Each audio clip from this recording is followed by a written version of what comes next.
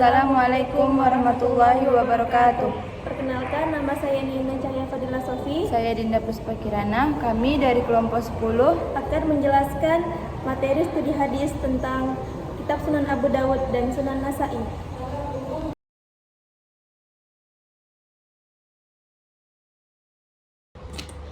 Riwayat hidup Abu Dawud. Abu Dawud adalah salah satu tokoh hadis pengarang kitab As-Sunan.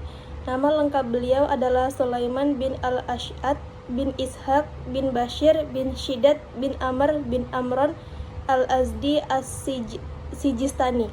Al-Azdi adalah penisbatan Abu Dawud kepada Al-Azd, yaitu satu kabilah terkenal di Yaman, sedangkan Al-Sijistani adalah penisbatan daerah Sistan atau Sijistan, salah satu wilayah terkenal di antara wilayah Sind dan Herat, dekat Kandahar dan Cis. Wilayah ini sekarang berada di negara Afghanistan. Abu Dawud lahir di Sijistan tahun 202 Hijriah, namun tidak diketahui dengan pasti nama kota atau desa tempat dia dilahirkan di wilayah tersebut. Abu Dawud lebih muda dari Al-Bukhari 8 tahun, karena kelahirannya terjadi pada tahun 194 Hijriah. Demikian juga dengan masa kewafatan keduanya, Al-Bukhari 11 tahun lebih awal wafat daripada Abu Dawud. Beliau tumbuh di tengah keluarga yang mencintai ilmu. Ayahnya Al-Ash'ad bin Ishaq termasuk salah satu perawi yang mengambil dari Hamad bin Zaid, saudaria. Muhammad bin Al-Ash'ad termasuk kalangan perawi hadis dan melakukan pengembaraan dalam pemutur ilmu. Saudarinya ini merupakan temannya dalam melakukan perjalanan ilmiahnya. Suasana keilmuan di tengah keluarganya ini berdampak dalam membimbing Sulaiman sejak dini menuju ilmu yang dia kuasai. Beliau termasuk orang yang sejak dini sudah melakukan perjalanan dalam menuntut ilmu. Saat ini dia melakukan perjalanan ilmiahnya, umurnya di saat itu belum menginjak 20 tahun. Abu Dawud melakukan banyak perjalanan ilmiah ke berbagai wilayah Islam, baik wilayah Khurasan maupun di luar wilayah tersebut. Daerah yang beliau kunjungi di Khurasan adalah Herat, Baglan, Rai, Naisabur, dan Asbahan. Perjalanan ilmiah beliau di luar wilayah Sijistan dan Khurasan adalah Baghdad, Basrah, Kufah, Makkah, Madinah, Damaskus, Himas, Aleppo, Haran, Ramla, Tarsus, Beirut, dan Mesir. Beliau berulang-ulang melakukan perjalanan ke Baghdad di sela-sela perjalanan ilmiahnya yang banyak ke berbagai tempat.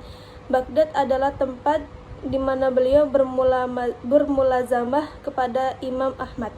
Beliau juga bermulazamah pada para imam yang lain yang ada di kota ini, seperti Ibnu Ma'in dan Ibnu Al-Madini. Abu Dawud pun kembali ke Khurasan setelah melakukan perjalanan yang cukup banyak di luar Khurasan di Sijistan. Dia mendengarkan riwayat hadis kepada anaknya dari Ishaq bin Mansur Al-Qusai. Kemudian Abu Dawud menuju ke Sijistan, tempat kelahirannya. Beliau masih bolak-balik ke Baghdad selama beliau tinggal di Sijistan, hingga akhirnya Al-Amir Al-Muwaffaq meminta beliau untuk pindah ke Basrah. Beliau pindah ke sana dan wafat di sana.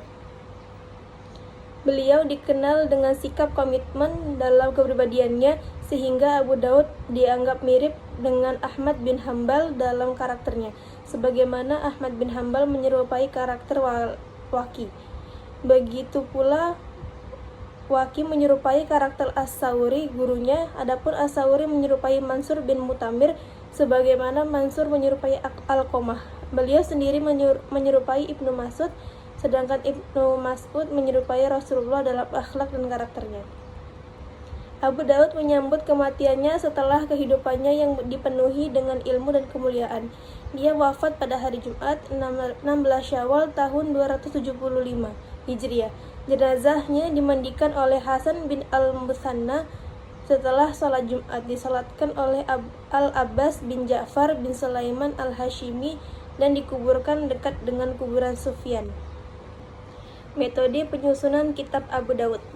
Kitab Sunan Abu Dawud, seperti kitab Sunan pada umumnya, merupakan kitab khusus untuk koleksi hadis marfu dan sama sekali tidak memberi tempat pada athar.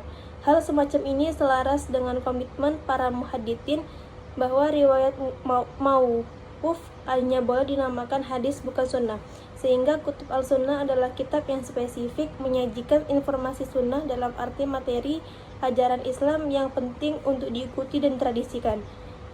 Abu Dawud dalam menyusun kitab sunannya tidak hanya terdiri dari hadis berstatus sahih, tetapi juga mencantumkan yang berstatus hasan dan dhaif yang tidak dibuang oleh para ulama.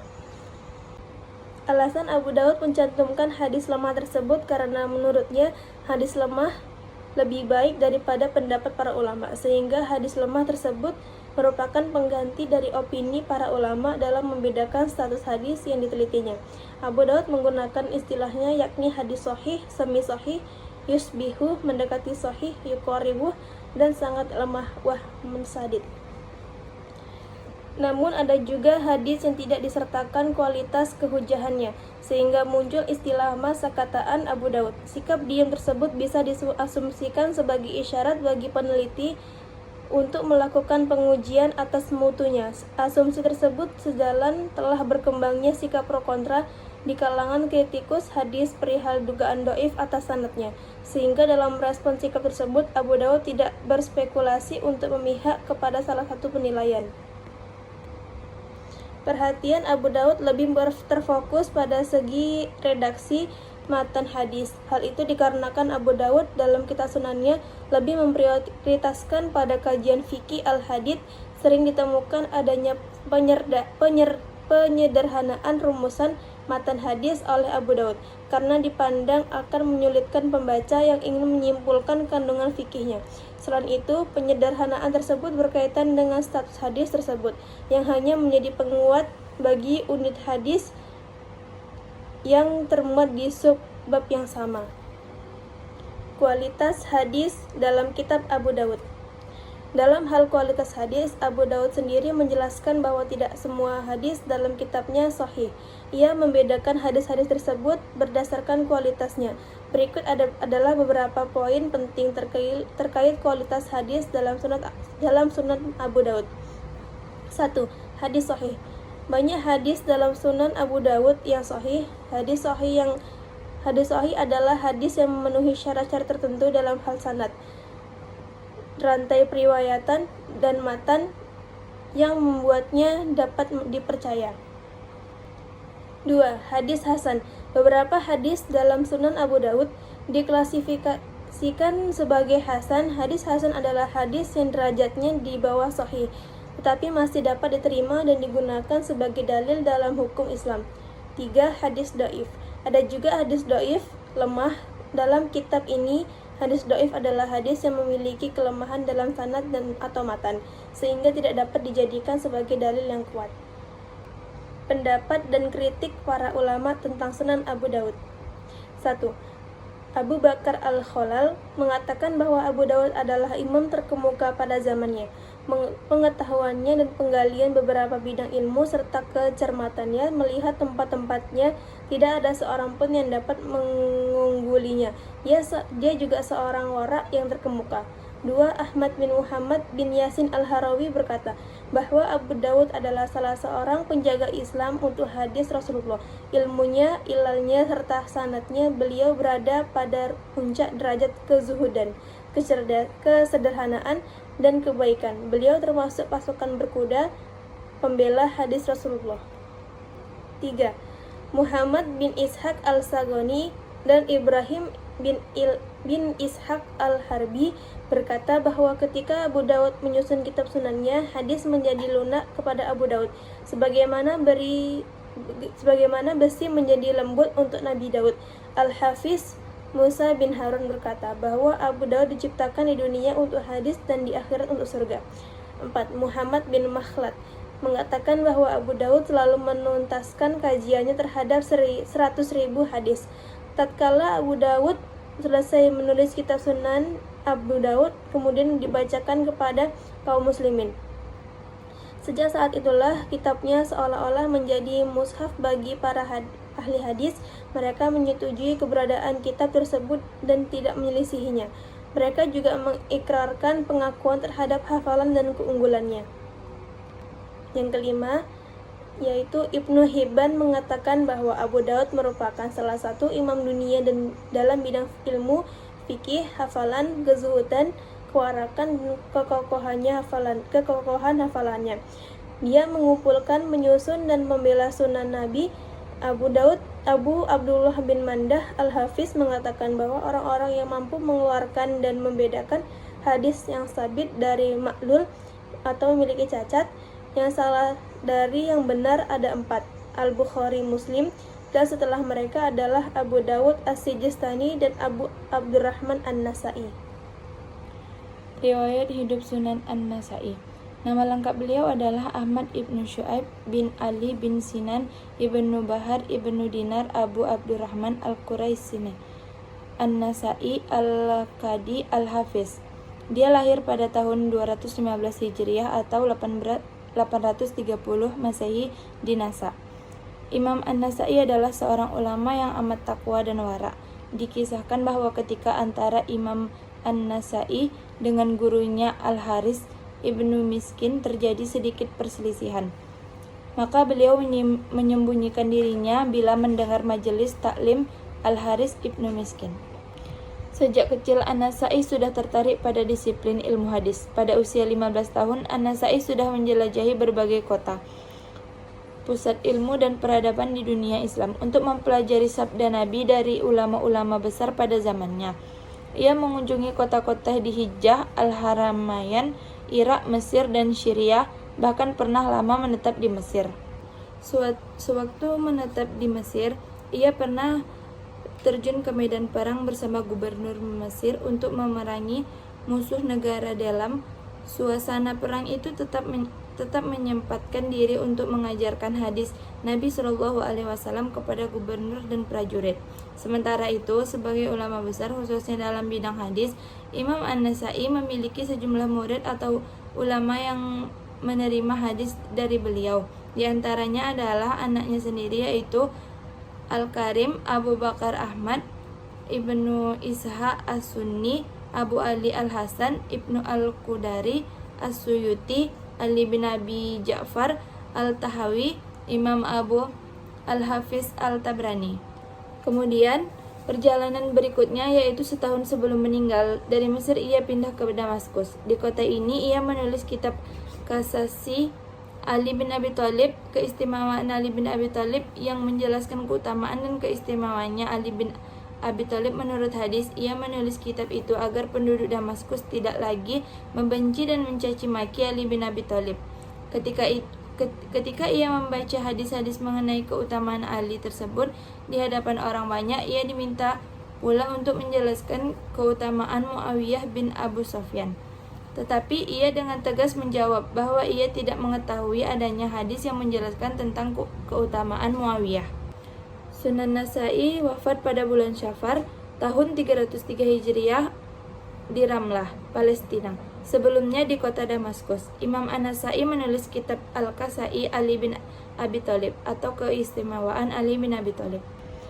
Kitab Sunnah An-Nasai adalah salah satu dari 6 kitab hadis yang sangat penting dalam Islam, yang dikenal sebagai Kutub As-Sittah. Penyusunan kitab ini dilakukan oleh Imam Ahmad bin Syu'aib An-Nasai pada tahun 829 sampai 915 Masehi. Metode penyusunan kitab Sunan An-Nasai mencakup beberapa aspek penting, yaitu yang pertama, pengumpulan hadis. Imam An-Nasai mengumpulkan hadis-hadis dari berbagai perawi yang kredibel. Ia melakukan perjalanan ke berbagai wilayah untuk mendapatkan hadis langsung dari para perawi yang diakui integritas dan akurasi mereka. Imam An-Nasai sangat teliti dalam penyeleksian kualitas suatu hadis.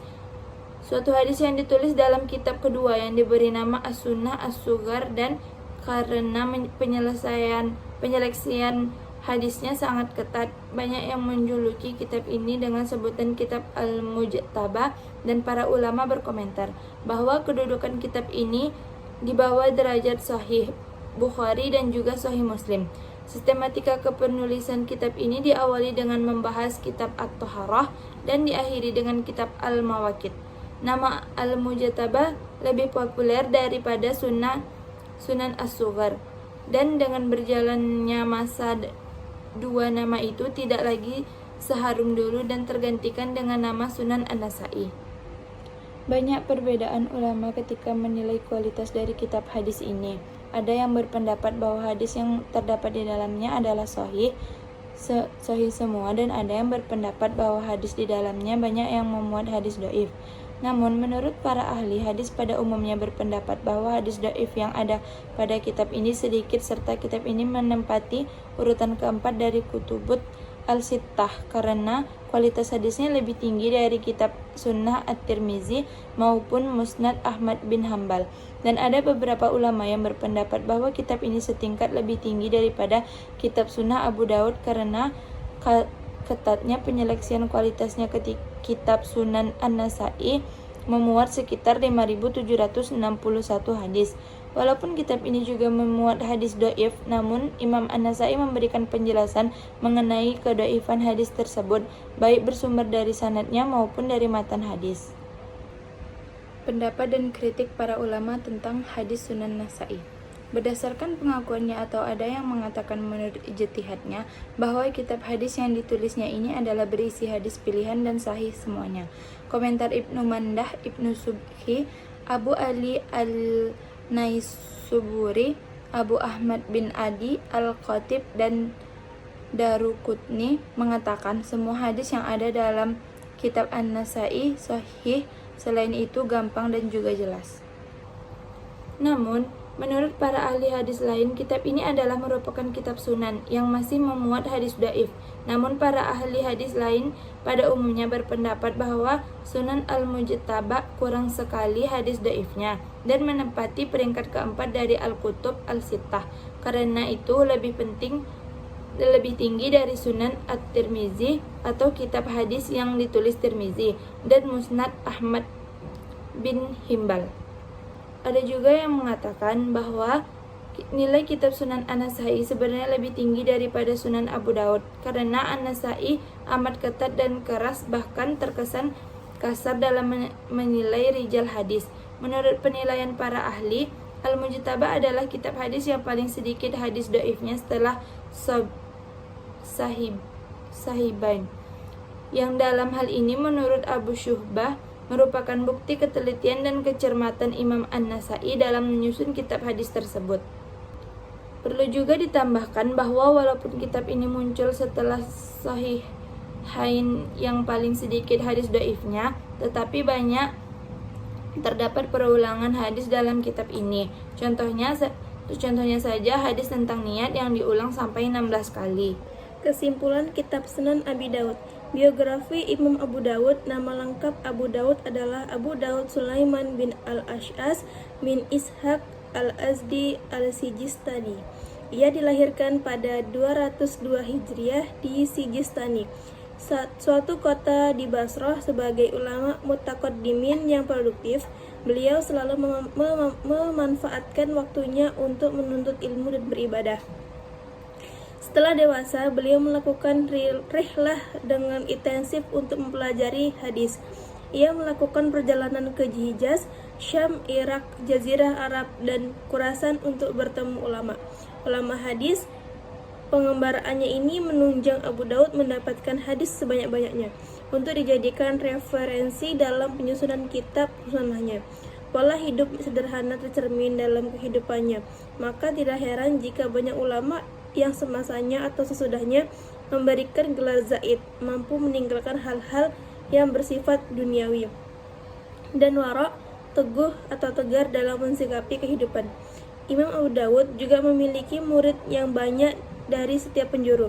Di antara murid-muridnya yang meriwayatkan sunan darinya, yaitu Abu At-Tayyib Ahmad bin Ibrahim Al-Ash'ani Al-Baghdadi, Abu Amru Ahmad bin Ali bin Hasan Al-Basri, Abi Sa'id ibnu Al-Arabi, Ali bin Al-Hasan bin Al-Abdul Al-Ansari, Abu Ali Muhammad bin Ahmad Al-Lu'lul, Muhammad bin Bakar bin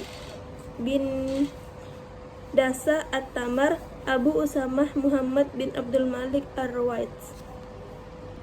Kesimpulan kitab Sunan An-Nasa'i. Sunan An-Nasa'i termasuk dalam satu di antara Al-Kutub Al-Lihla Al-Sittah, kitab hadis sahih yang 6. Dua pertama dari kitab Al-Kutub Al-Sittah tersebut dikenal dengan nama dua kitab Al-Lahih atau Sahihan, yakni Sahih Bukhari dan Sahih Muslim dengan martabat kesahihan yang berbeda-beda. Sementara itu, 4 Al-Kutub Al-Sittah yang terkait dikenal dengan nama Sunan, yakni Sunan Abi Daud, Sunan Tirmizi, Sunan Al-Nasai, dan Sunan Ibnu Majah. Imam An-Nasai menyusun dua kitab, yaitu Al-Sunnah Kubra. Kitab yang ada sekarang adalah As-Sunan Sugra yang disebut juga dengan Al-Mujtaba min As-Sunan. Jumlah hadis yang tercantum di dalamnya sebanyak 5.761 hadis. Ulama hadis ini dinilai oleh para ulama bersikap longgar dalam menyelesaikan hadis. Namun ada juga sebagian yang berpendapat lain. Walaupun di dalam kitab ini memuat hadis dhaif, namun An-Nasai tetap memberikan penjelasan mengenai kedhaifan hadis tersebut, baik itu mungkin bersumber dari segi sanadnya maupun dari segi hadis matannya.